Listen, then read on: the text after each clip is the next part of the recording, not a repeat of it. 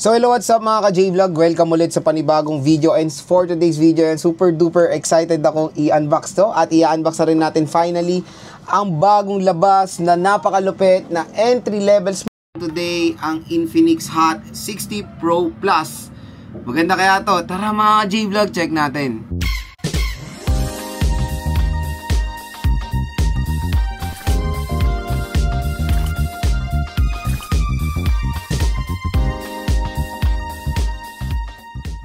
Ngayon mga ka-J-Vlog, very exciting ang ating itatackle today at this time nga i-unbox na rin natin finally yung first impression natin na pinakamanipis na smartphone na pwede natin makuha sa entry level segment, ang Infinix Hot 60 Pro Plus.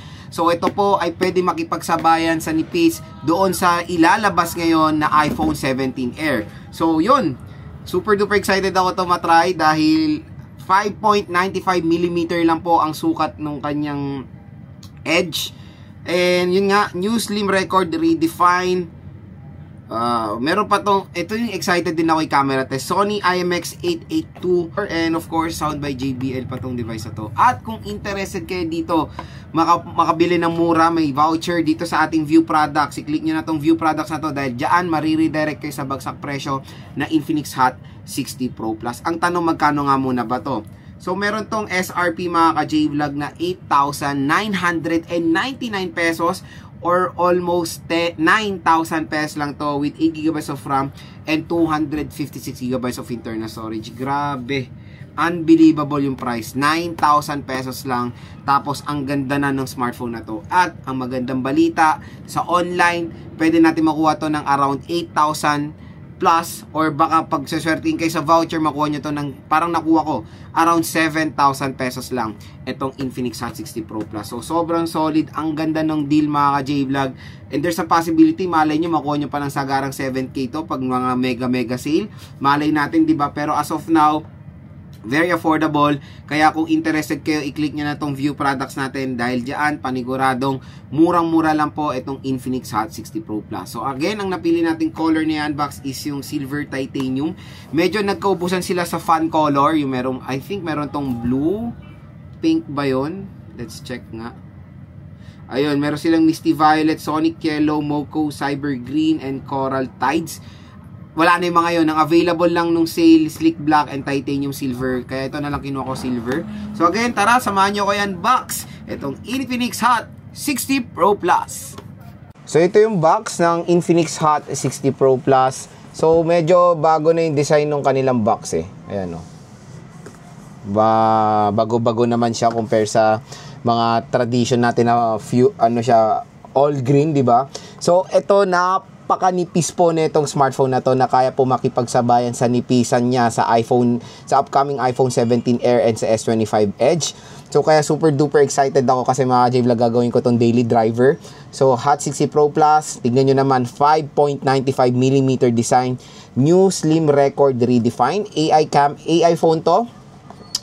Ito sana hopefully matanggal na to sa mga brands. Kasi nami-mislead talaga yung consumer. 16GB, akala na iba 16GB.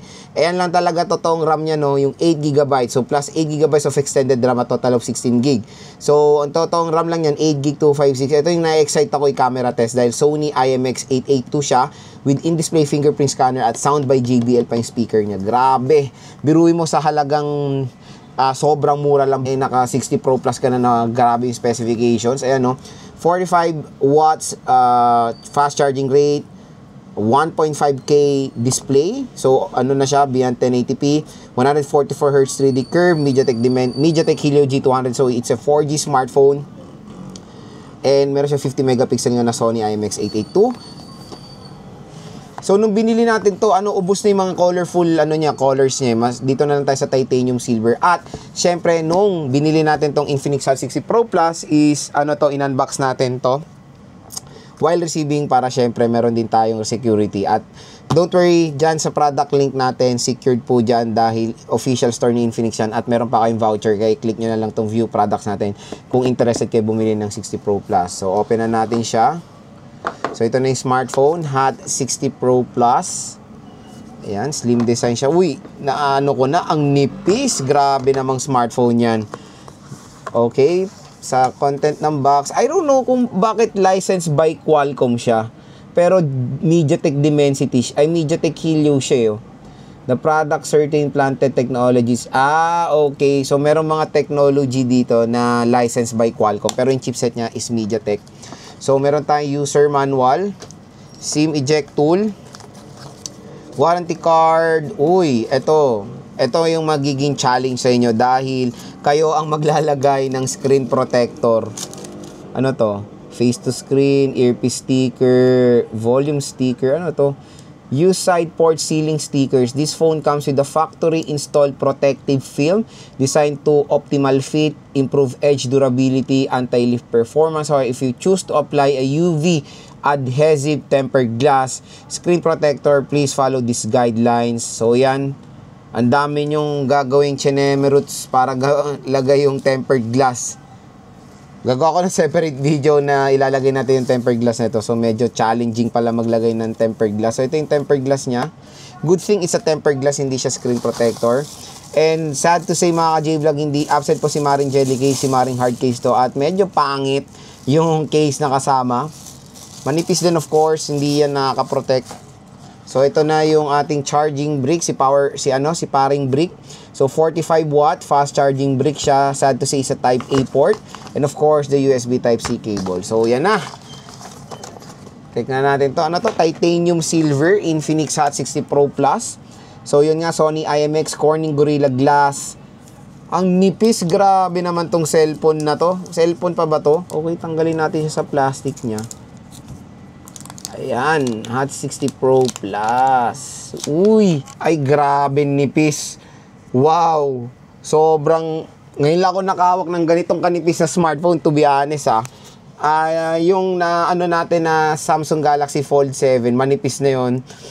Eto sobrang nipis, mas manipis pa to sa iPhone 6 Plus, na yun yung pinakamanipis na smartphone ngayon ni iPhone, ni Apple. Pero yun nga, yung 17 Air, doon natin maninipis din doon. Pero ito nga kaya makipagsabayan sa nipis ng 17 Air. So, check na natin yung color niya na titanium silver. So, in 3, 2, 1. Ayan na po, ang Infinix Hot 60 Pro Plus. Grabe nipis mga ka-J-Vlog ng smartphone na to. Tingnan nyo naman. Diba? Sobrang solid. Wow, ang gaan ang nipis, curved display. Hindi nyo akalain na entry-level smartphone lang tong device na to. So, meron siyang triple rear camera setup at Sony sensor nga ito. So, super duper excited ako matry yung camera nito. Matte finish, polycarbonate back or plastic siya. Even yung frame niya is plastic din. Grabe, sobrang nipis. So, yan yung camera niya. Triple rear camera flash, Infinix logo, naka-emboss siya. So, dito sa right side, tignan nyo naman, meron tayong power button. Dito yung volume rocker. Grabe, mas manipis pa to sa lapis or sa ballpen. Sa taas naman, meron tayong microphone. Ito nga, sound by JBL siya, and yung secondary speaker grills. Sa left side, wala tayong makikita. Nilagay nila yung SIM tray dito kasi syempre hindi natin malalagay yung SIM tray dyan kasi manipis siya. Sa baba naman is meron tayong SIM tray. Pero check natin kung hybrid ba to or hindi. Or expandable ba yung storage niya. Let's check. Yan na. Maganda to, gamiting daily. Sad part is hindi po siya expandable storage na. So, since super nipis siguro, hindi na siya expandable. So, dual SIM naman siya. Microphone Type-C port at yung speaker grills. Grabe. Open na nga natin to. Ayan, Infinix powered by Android. So, kabit natin si Maring hard case. Ayan, as a temporary case lang muna lagay nyo. Ayan, Hindi syempre napoprotectionan yung gilid niya. Ayan. So, setup ko muna to. Balik ako kayo. So, yun mga J-Vlog, na setup na natin si Infinix Hot 60 Pro Plus. Grabe.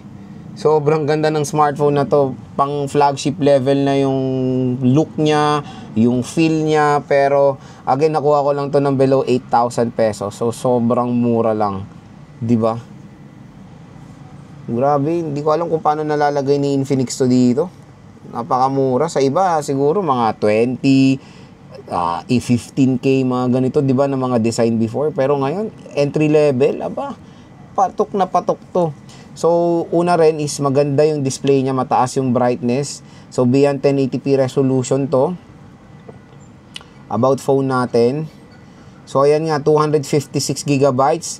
Ayan, super resolution eye comfort display 6.78, 5160 mAh, 13 megapixel front facing camera, and 80 gigabytes of RAM, Helio G200. So, naka-Android 15 naman na siya at meron siyang ready update. And dito ako naiintriga sa 144Hz na nakita rin natin sa Infinix Note 50. So, yan. Support niya is 144Hz at pwede natin i-custom yung refresh rate niya.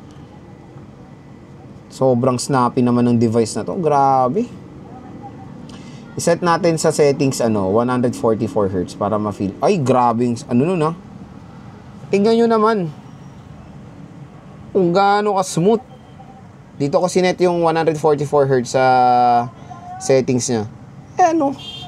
Panis. So, napaka-smooth ng performance.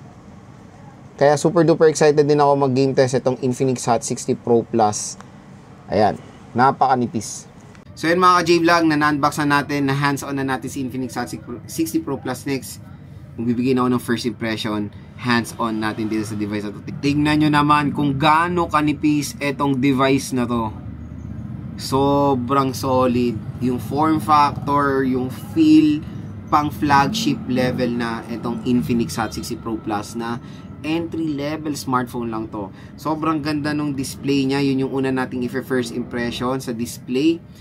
Beyond 1080p. So, 1.5K resolution na to. So, almost 2K na yan. Grabe. 1440p ata ang pwede nating maano to sa YouTube. So, kasi siya, 1500 resolution. AMOLED display. Naka-AMOLED display. Ito yung maganda dito. Yung niya, yung screen niya is Corning Gorilla Glass 7 eye protection with 144Hz screen refresh rate. So, pinakita ko sa inyo kung gaano ka-smooth yung 144. Dito yan sa settings natin sinet. Tignan nyo naman, napaka-smooth mga ka-J-Vlog. Sa personal, mas smooth pa to. So, solid. Display neto, outstanding, manipis. Ang ganda nung quality. AMOLED is there, very vibrant, very sharp. Ito na siguro ang isa rin sa pinakamagandang display na nakita natin beside dito sa A16 5G na ito yung the best kasi super AMOLED to eh. Ito AMOLED pero siya, curved display. Medyo mahihirapan lang kayo ikabit yung tempered glass kasi maraming instruction. Ganoon naman talaga pag pag mga curved display, medyo hassle maglagay ng tempered glass. So again, for me, gagamitin ko to ng walang tempered glass. Iingatan ko na lang, lalagay ko siya sa pouch kasi sobrang nipis lang naman ito. Pero again, hindi ko in-advise yan na gawin nyo.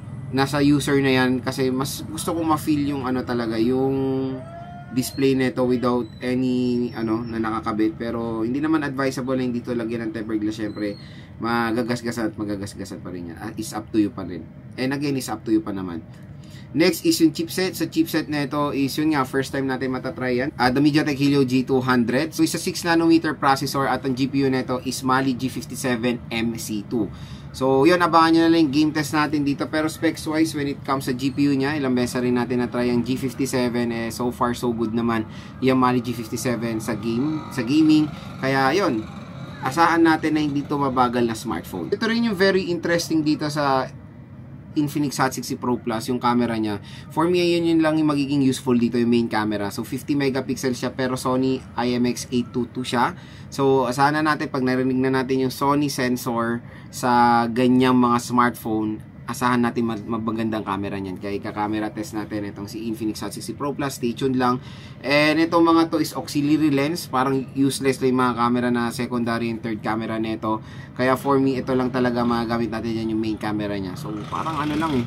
Naging design na lang yung camera. It's not an ultra wide, it's not a macro lens na mga lente. Front facing camera is 13 megapixel. So mataas din naman dito sa Infinix Hot 60 Pro Plus. Next, of course, yung speakers niya. Yung speakers niya ay tuned by JBL yan or JBL speakers to mga J-Vlog. So, nakanood na ako dito. Trinay ko siya kanina. And malakas in fairness talaga yung speaker neto. So, bibigyan kayo neto ng immersive sound sa entry-level segment. And yung niya, yung biometrics niya, in-display na. So, yun din yung maganda dito. Battery, malaki. 5,160 mAh. Tapos, tinernohan pa ng mabilis na charging rate na 45 watt fast charging rate. So, yun. hindi ko akalain na ganito siya kanipis na provide nila yung malaking battery capacity. So ganyan kaganda yung innovation ngayon ng mga smartphones, kasi nung 2019 nung umuuso pala yung 5K battery, mabibigat yan, to be honest, ang bibigat ng mga cellphone dati.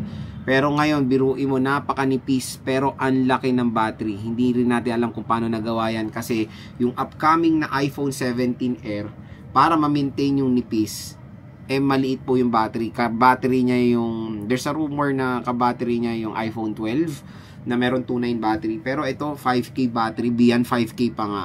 Annipis pa. So hopefully magawa naman din ni Apple yan, kasi yan yung inaabangan ng mga consumers when it comes sa plus version ng mga iPhones, is makunat yung battery. Pero sad part, yung mga ibang companies nga like Apple is parang ang masasacrifice dito sa nipis ng smartphone mo is yung battery. Pero dito, hindi na-maintain po yan. So, yun yung napaka-solid dito sa Infinix Hot 60 Pro Plus. So, I stand corrected dito sa likod niya. It's not a polycarbonate. Nakalagay dito sa mga specs natin is fiberglass daw yung likod na itong smartphone na to. So, kaya pala siya magaan din. Maganda rin yung protection niya. May protection siya sa tubig, IP65, water and dust resistant. And when it comes sa RAM at ROM nito, very reasonable, 8GB of RAM and 256GB of internal storage.